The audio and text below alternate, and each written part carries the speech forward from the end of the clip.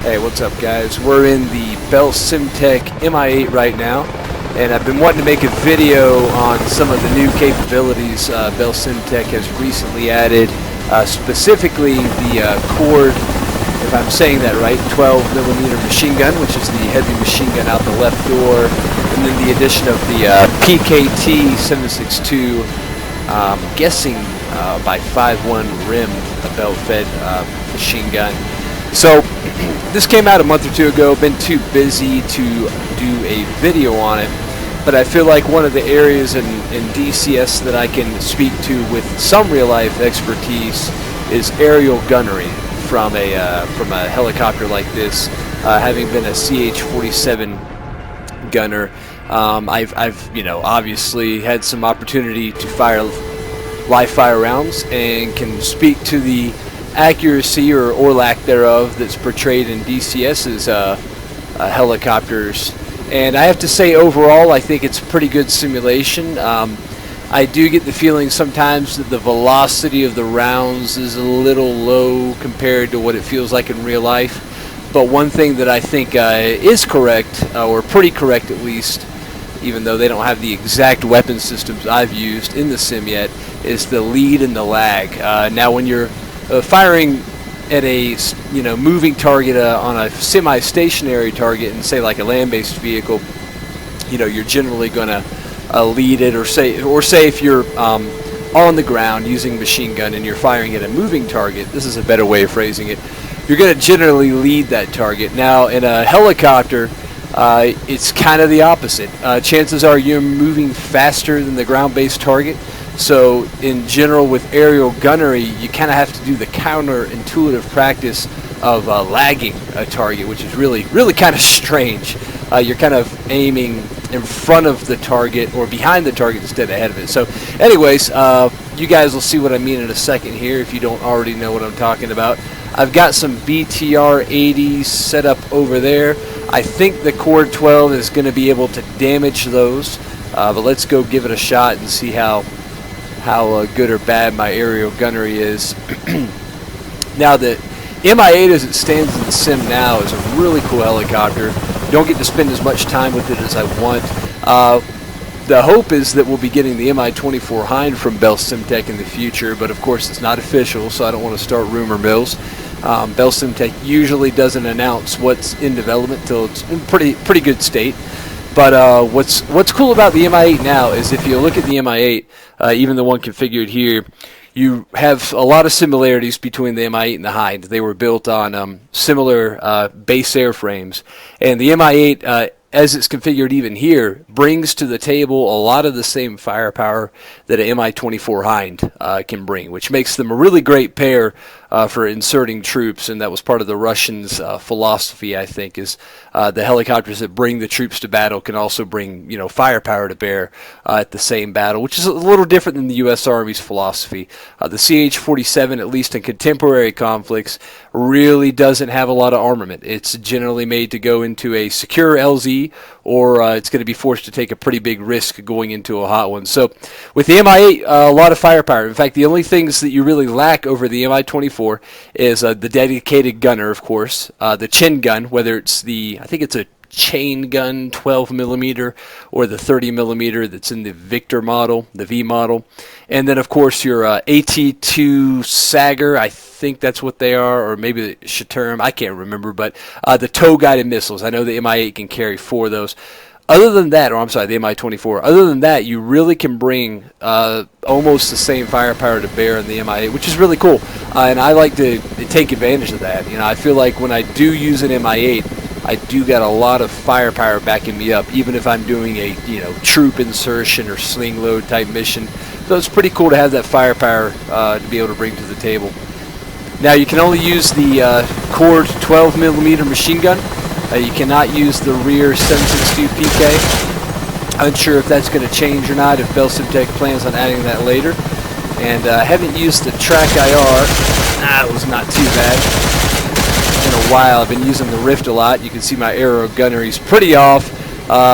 When you fire in a real helicopter, generally if you can get a good picture, sight picture, or an optic If you have an optic on it, that's great. You do have tracers, and if you're firing instinctively or reactively, you will use those tracers to try to bring the weapon to bear on target. That's what I'm doing here. You know, the faster the helicopter is going, the harder the shot is. Let's go ahead and see if we can get a few more.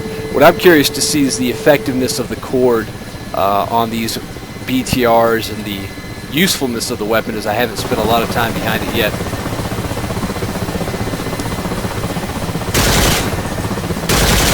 You can see, as I mentioned, I'm shooting behind the target. It's kind of a lag instead of a lead.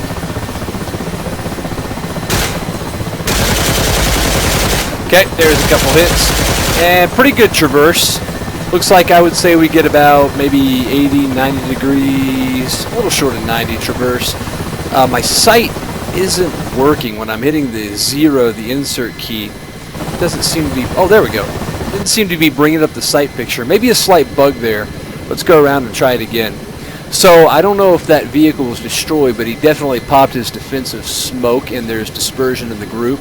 BTR is not, you know, significantly armored compared to like a tank, but it does have armor against small arms fire and probably light machine guns. So not sure if a 50 would get through a BTR in real life. Maybe with enough shooting it would. DCS isn't too bad about the ballistics generally. Okay, so I've got a better sight picture there, but there does seem to be, at least with the track IR, a possible bug. And that makes the weapon usage a little more difficult. Let's see if we can take out one of these guys. The speed of the MI-8 right now is pretty ideal. This would really be kind of slow in a combat environment, but if you were looking to put, you know, some supporting fire on troops on the ground, you may have a helicopter, at least in the Russian military, take up a gunship role like this. Not something the U.S. Army has done a whole lot, I think, since maybe the Vietnam conflict. One of the reasons is helicopters are just targets, and I can they're easy targets. One thing I can tell you from my experience with Chinooks is, hey, we popped a BTR, is that the any helicopter really, and this will vary by design, is going to be susceptible to a small problem becoming a big one really fast. An example in the CH-47 is your synchronization shaft, which runs from the front rotor head to the rear rotor head at the top of the helicopter, what we call the tunnel. If that thing takes a hit, well, that's interesting. The sound from the cord actually changed. Very interesting.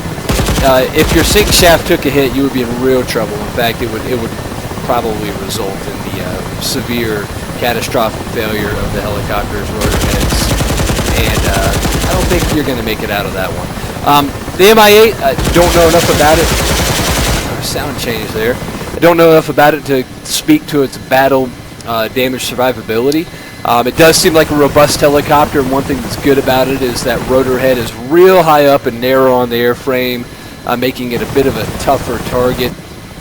But once again, helicopters really aren't made to soak up a lot of bullets. They can do it, and they have done it in, say, like the Vietnam conflict, but you're always going to have that risk, much more than you would in, say, a fixed wing that can stay in a more stable state with battle damage generally. But there's a lot of generalizations. Nonetheless, if you're up against infantry, small arms, or maybe in a position to where you can provide fire support for troops on the ground without being up against actual dedicated anti-aircraft weaponry, then you know, a gunship role is something you can use this helicopter for. The cord is really proving to have the takedown power to kill even BTR-80s. I don't think you could probably go much higher than this on the target, you know, hardness spectrum, if you want to call it that. But it does seem like it can kill these with about 4 or 5 solid hits. I'm going to try one more burst to see if I can really narrow down exactly what it takes to kill a fresh BTR-80. So let's see if we can get this guy pretty good. It's 1, 2, 3, 4, 5, 6. So he took about 6 hits and still didn't go down. So I'm going to guess it's going to take a few more than that, maybe 8 to 10. I'm going to give it one more pass here. And of course, with the upgrade to the helicopter, you can activate your rear gunner. I have heard of some problems with them. I haven't spent a whole lot of time with the rear gunner yet. And I know that Bell Simtech may still be working out the bugs. I see there's a couple bugs with the cord here. The sound seems to change. The sight picture's a little odd.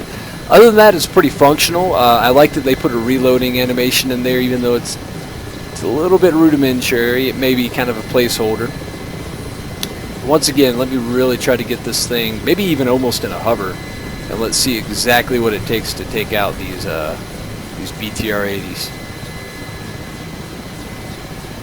I love the MI-8. If you guys do not own this helicopter, it's really one of my favorites in the sim.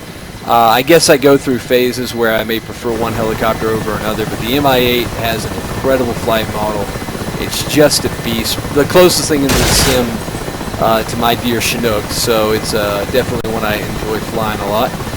Okay, so let's get some good hits on this BTR and see exactly how many hits the cord takes to take it down. 1, 2,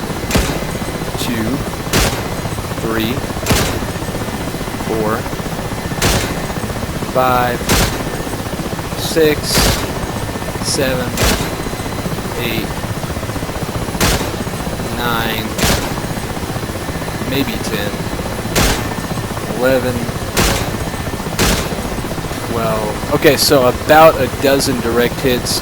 If some of those didn't miss, is approximate. Let's see how fast that goes in a burst.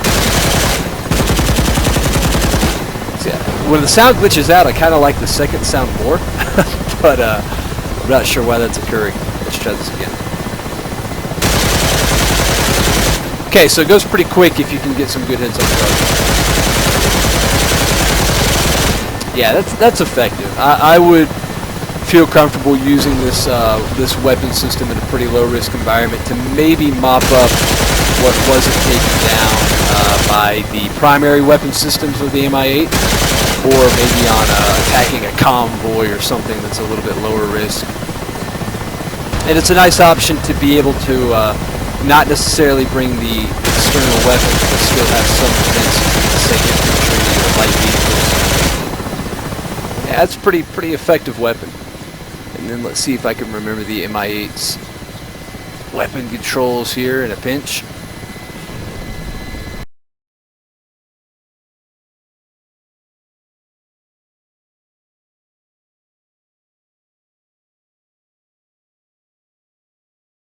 Yeah. Oh, Jesus, not that one. Oh my God. Well, that's the end of this video. I meant to hit my Master R, but I freaking pulled the daggone engine shutoff lever. Oh boy. What a dope. What a dope.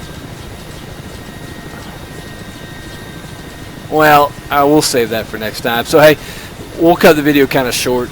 I gotta slip out of here in a second anyways, but yeah, the new weapon systems on the MI-8, like I said, the Core 12 is pretty cool.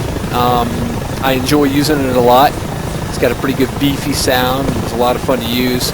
They have a couple bugs as far as the PKM 762 back there.